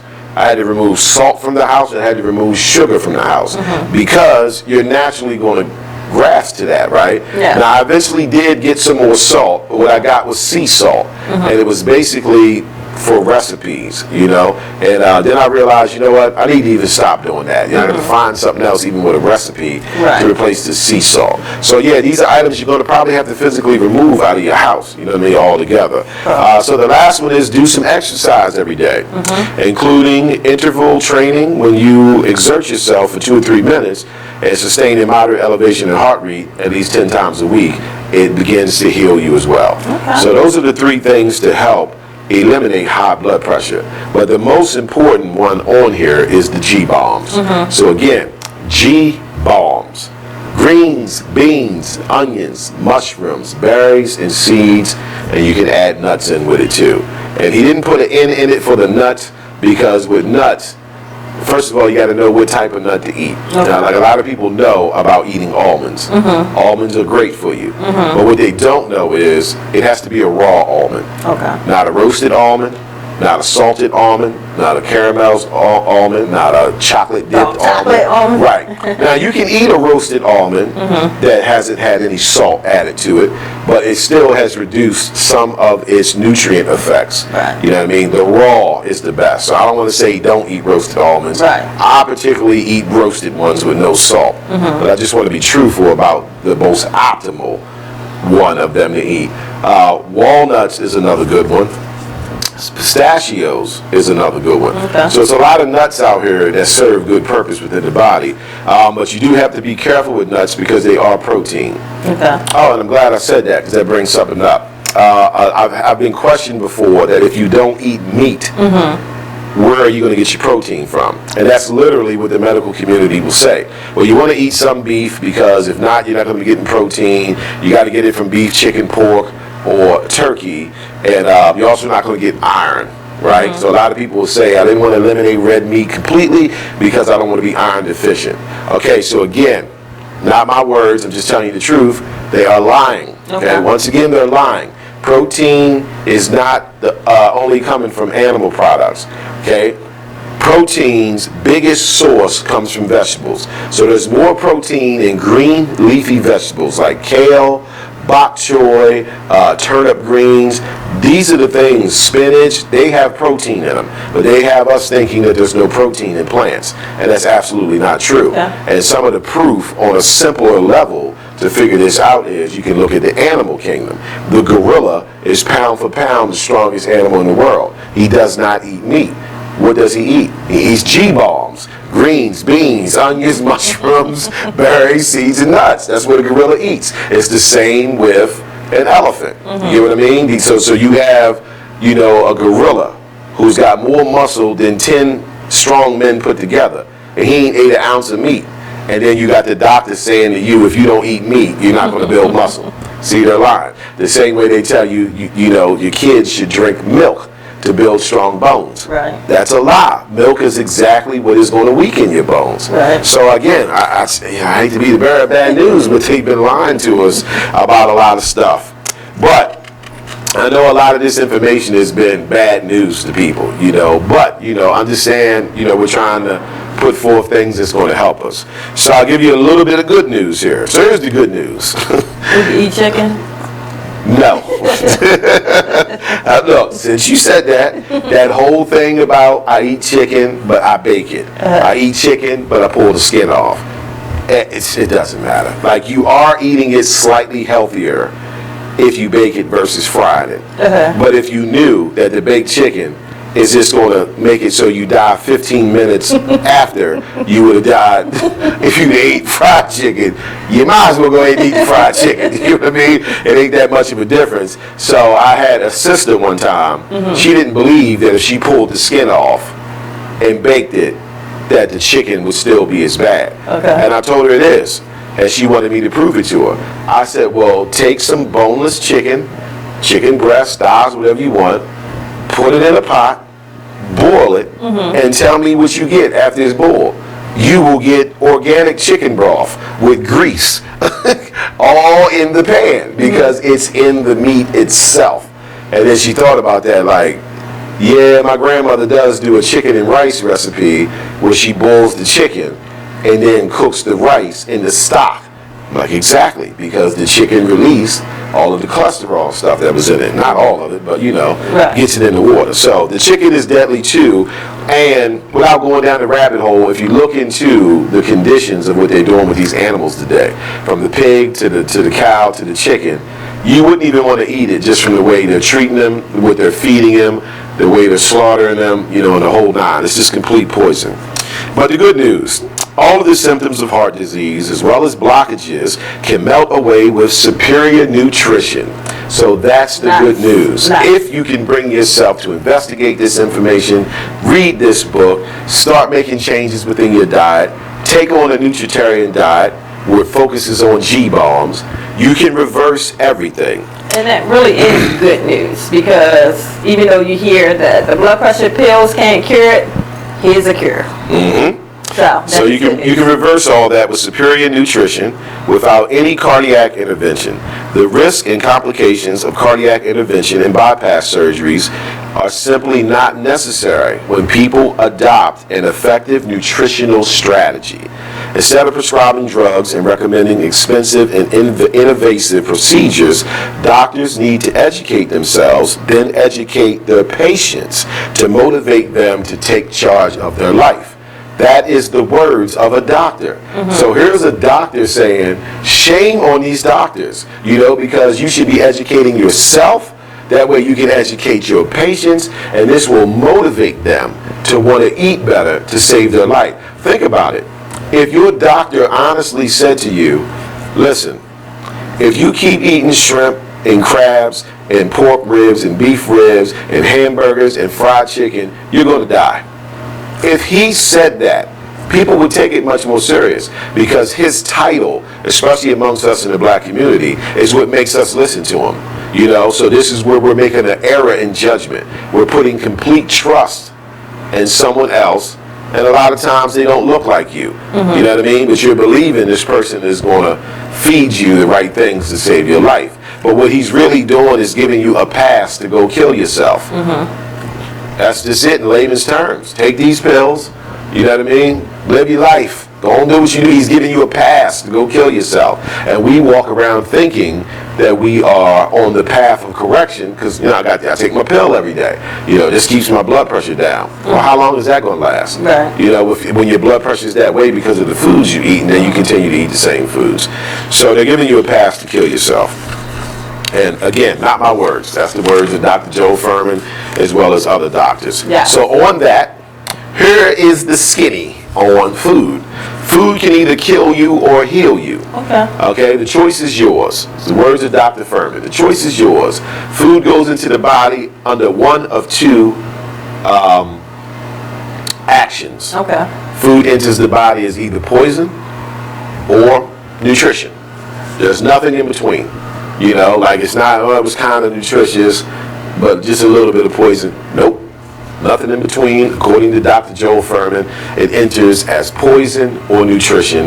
And as a community of people, black people, what we eat, whether it's soul food, fast food, whatever, the bulk of the food that we eat goes into our body as poison. Absolute poison.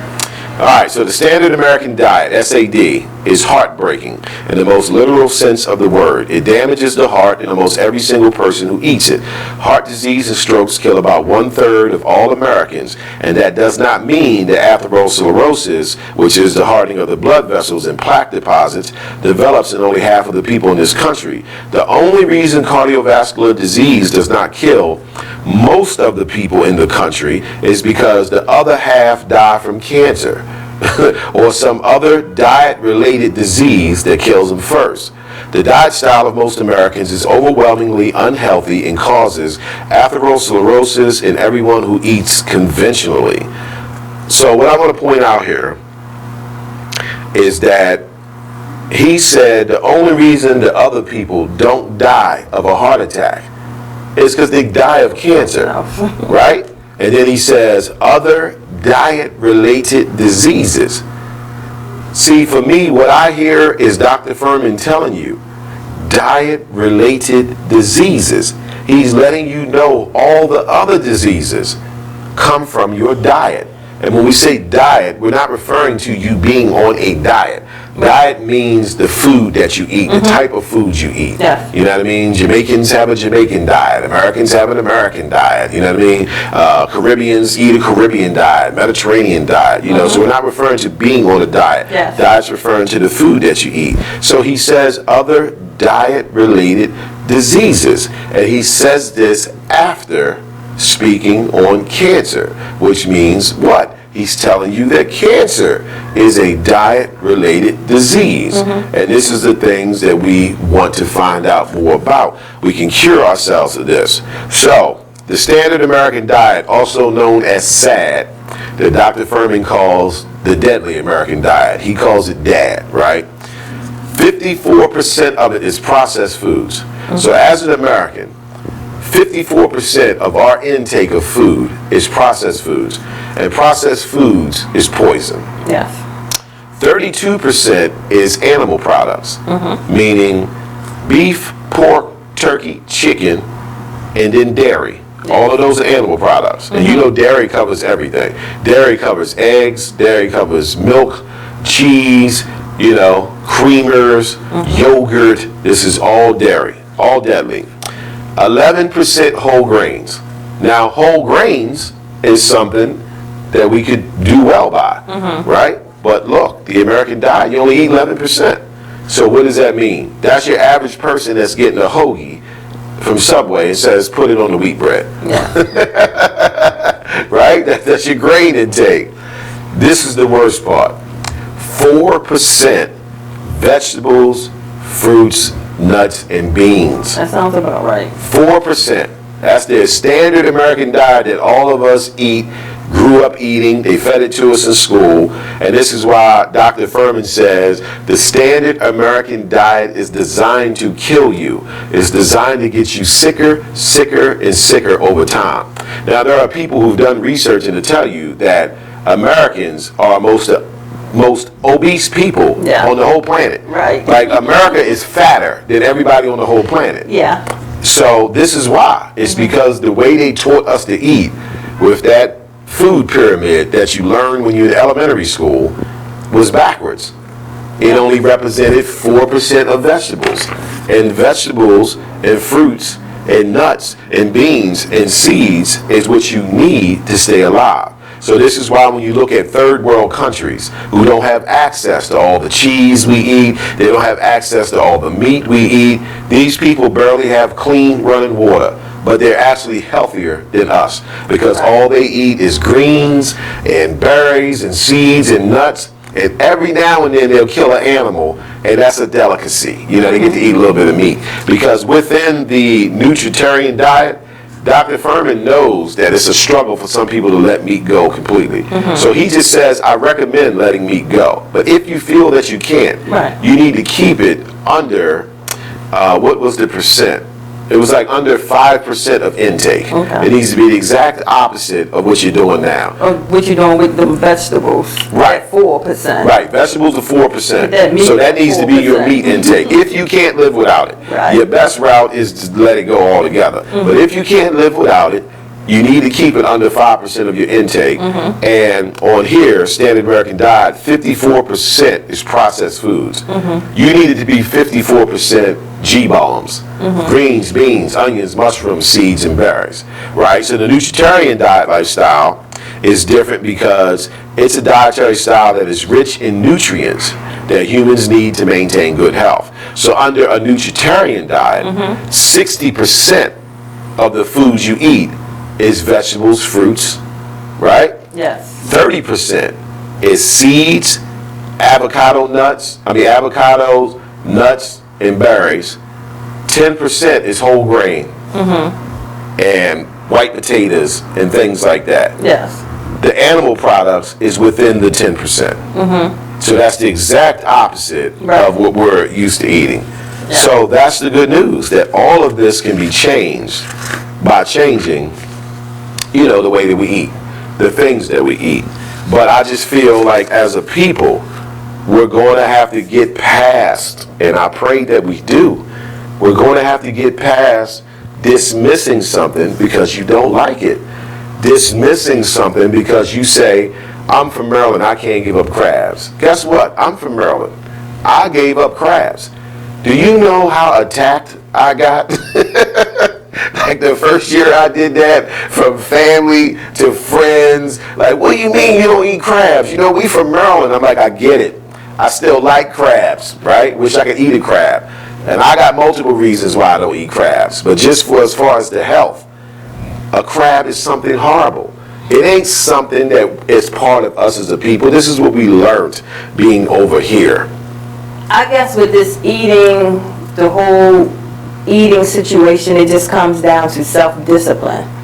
Because even with, like I take myself personally, it's not the foods, I don't like it. It's just that I don't choose to eat it. I don't want any vegetables and I don't want the fruit. It's not because I don't like it, it's just because I simply don't want it. So it's just going to come down to some self-discipline. Right, and the reason you don't want it is because your whole life, my whole life, as an American, they never fed it to us like that in school. They didn't put the importance on it. Even if you think back to your food tray, all you had was that little fruit cup. You know what I mean? But you had a big slice of pizza, a big pile of potatoes. You get what I'm saying? So that's why we struggle with it. It hasn't been implemented into us, hasn't been put into us. But we have to do it. And it saddens me when, you know, I hear about the next crab feast. You know what I mean? I mean, it does. These are things I used to attend. But now when I see it, it saddens me a little because I'll read it and be like, make sure you come to the crab feast, $50 a ticket, all you can eat crabs, we're going to have barbecue pork ribs, and all I see is my people gathering together to kill themselves. You know, and I can't say that, you know what I mean? People would get offended if I was like, y'all need to stop doing that. So I don't do that. I don't disturb their groove. But it does bother me because I know that they don't know. You are contributing to your sickness. And in the next coming years, because of that lifestyle, you're going to experience some type of infarction. It's going to be stroke, it's going to be cancer, it's going to be diabetes, or possibly even a heart attack. And it's very disturbing for me.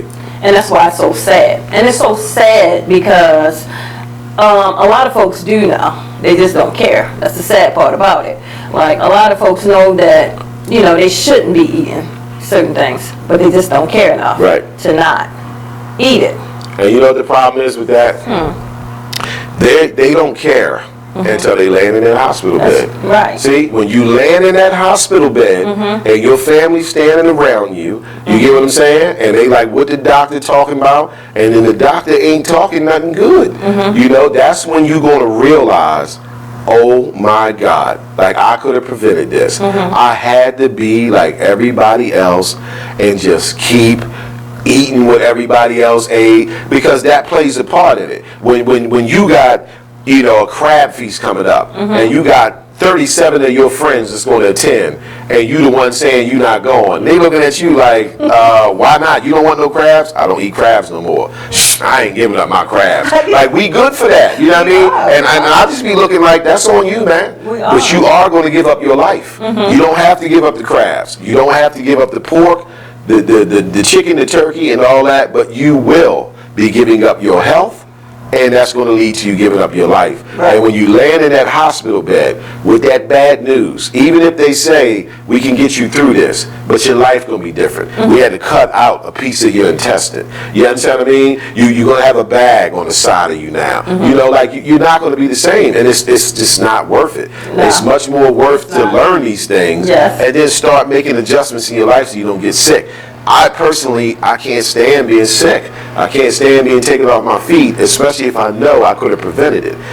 So I hope people will tune into the show and not be offended, by the information we bring forward, just because they don't want to let go of their bad habits. But, we got to be thankful that people out here, whether it's myself, Dr. Sabi, Nipsey Hussle Tribe, you understand what I mean, other people to bring forth information. To say we can prevent some of these things. Like, I know a few people right now that is having sickness run through their family. Right this very moment, since 2019 has come in, they've had about 4 people in their family go down between heart attacks, stroke, diabetes, and cancer. And that's disturbing to me. You know what I mean? So I want to try to do better. So, but that's the plan. All right. So, the nutritional path to reversing disease, to assure proper nutrition that maximizes health and longevity. The goal is to achieve adequate nutrient density in your diet, and also to make sure that all the raw materials your body needs to maintain, you get all the raw materials that your body needs to maintain excellent health, and that they are supplied in the most favorable amounts. So here's things that we need to remember. 1, G-bombs, greens, beans, onions, mushrooms, berries, and seeds, right? And these are for health promoting foods. These foods promote health. Number 2, we have to stay away from excessive amounts of animal product. That goes for both meat and dairy, because these things produce disease. Number 3 is refined carbohydrates that promote chronic disease and lead to people becoming overweight and obese. So what are refined carbohydrates? So this would be, the easiest one would be bread. We love bread. But what we don't know is that bread is being made from bleached flour, right? It's super refined. There's no nutrients in it. So Dr. Furman recommends that you stay away from that. If you're going to eat bread, you need to get a nutrient-dense bread. Wheat is not one of them. As black people, we tend to think wheat bread is the answer to everything. I got it on wheat bread. Wheat bread is horrible for you, right? What you need is whole grains, like ancient grains.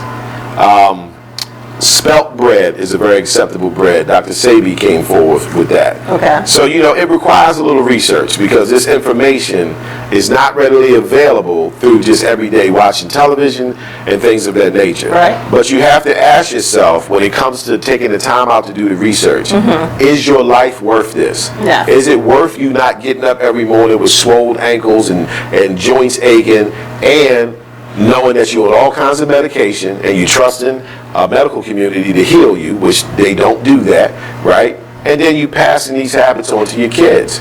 Like it's been proven right now, present day, they have found fatty cholesterol buildup in children as young as 10 years old. Right? And it's coming from the foods that they're eating at school because the school's giving them milk, they're giving them cheese, they're giving them beef, chicken, pork, all this good stuff. You get what I mean? So that's kind of disturbing. That's kind of disturbing. Giving them a whole lot of processed. Whole lot of processed food. Nate, this is the last segment. Let's check it. Okay, let's go to break then. All right, so we're going to go to break, and we'll be back to wrap this show up with the last segment. The Black Body Band Radio Show, y'all. We are putting an end to heart disease. I'm a retired teacher. I'm 91 years old, and this is how I live United. I say retired, but not really. Once a week, I read books to children as part of United Way's education program. Reading to a child creates links between language and literacy. It creates a bond between grown-up and child. And believe it or not, it prepares them for a better academic future. Oh, we read about frogs and flies and pigs with wings, all sorts of juicy stuff. It's a joy to watch all those little faces. I figure I have the time and they have the need. And I've always believed that if we're not here to help each other, then what are we here for really? My name is Ruth Rusey. I help kids prepare to succeed in school. So I don't just wear the shirt, I live it. Give, advocate, volunteer, Live United. Go to liveunited.org. Brought to you by United Way and the Ad Council. My name is Meera Batra. I have been in this country 32 years, and this is how I live united. America has always been the land of promise, and in my community many families have come for a better life. Coming from another culture myself, I know the desire to become part of a community, to feel at home and to gain the tools for our children and families to succeed. So I advocate for these families with United Way. United Way empowers them to look beyond their histories and to see what opportunities are available. We help them get involved with their kids' schools, network within the community, and when we do, we unite them. We make the community stronger. What I do is something I wish someone had done for me, and I am so grateful I am able to. My name is Meera Batra. I help families see opportunities and succeed. I don't just wear the shirt, I live it. Give, advocate, volunteer, Live United. Go to liveunited.org. Brought to you by United Way and the Ad Council. Keyboard Cat, Hamilton the Pug, and Toast Meets World. These are some of the internet's most beloved pets. With millions of YouTube views, shares, Instagram likes, followers, and fans across the globe. But what do all these amazing pets have in common? Their stories started in a shelter. Start your story. Adopt a dog or cat today. Visit theshelterpetproject.org to find a shelter or adoptable pets near you. Training that pet to play the keyboard? Well, that's entirely up to you. To BeExposedRadio.com. Visit theshelterpetproject.org and hear more about Hamilton the Pug.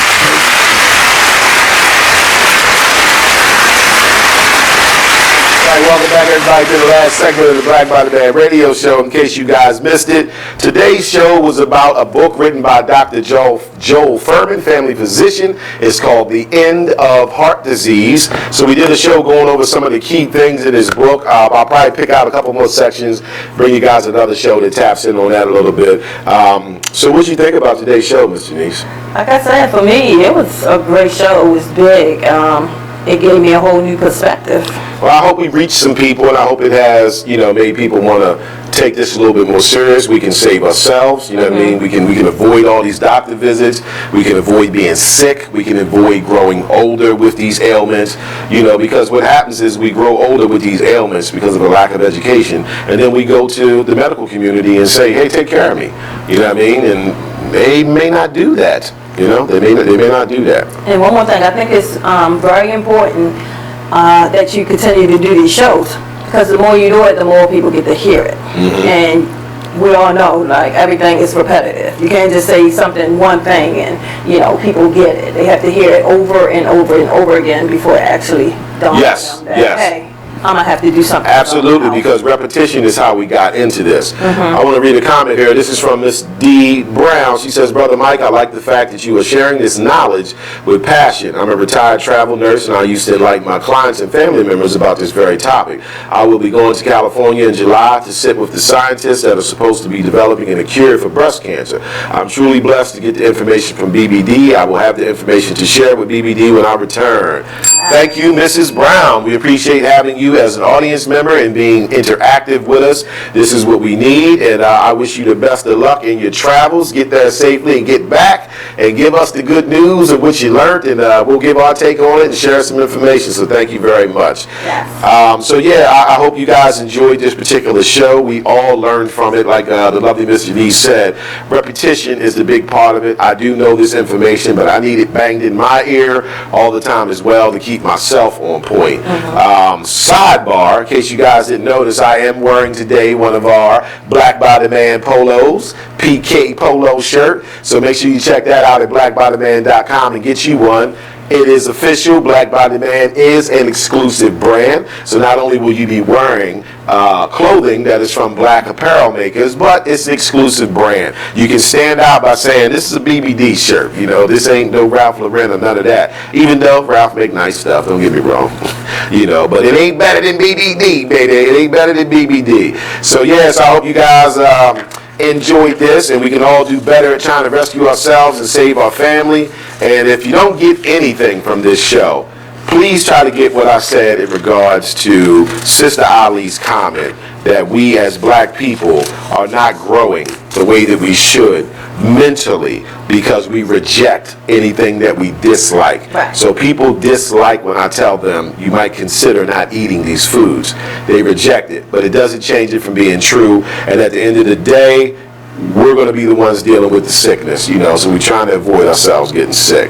Any closing remarks, Ms. Janice? No, but you do have 25 superfoods listed on your Patreon. Yes, I do, and thank you for telling me that. We do have the 25 superfoods listed on the Patreon account. That's at patreon.com/BrotherMikeBBD. We would love for you to become a patron and donate a minimum of $1 a month to help us keep things going. And again, don't forget to check out blackbytheman.com. And if you have a topic that you would like us to cover, you can email us at blackbytheman, the number 4, the letter U, at gmail.com. That is blackbytheman4u@gmail.com, and we will take in consideration and try to make a show of what you want to hear us talk about, because this is an educational show, and that is the ultimate goal, but to have fun with it at the same time. And I do have one more thing. Remember to eat to live, not live to eat. Bingo. Eat to live. So on behalf of the Black by the Man team and my co-host, the lovely Miss Janice, I'm your boy, Brother Mike. I'll catch you on the flip side. Peace.